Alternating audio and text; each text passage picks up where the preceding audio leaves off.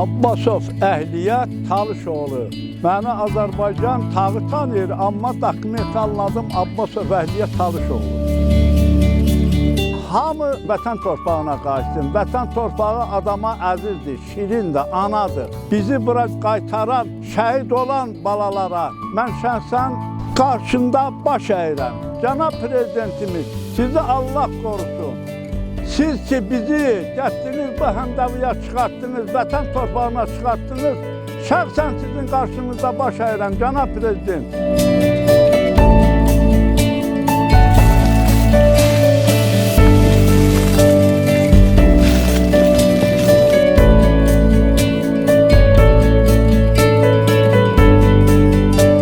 Arzumuz buyurdu ki, ilahi nə olacaq ola, bircə gündə olsa gedək vətən torpağında nəfəs alaq. Şükür bu günümüzə.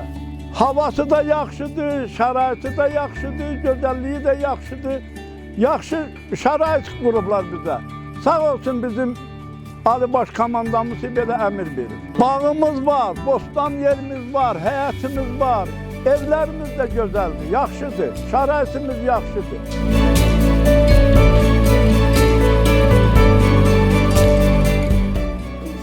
Balaların yavaş-yavaş yığılacaq, gələcək başına.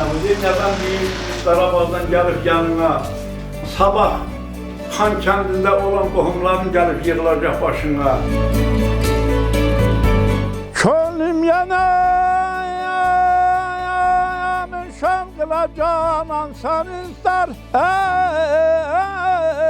Yan dostun əziz canına ki, hər an sən istər. Bağlama, bağlama.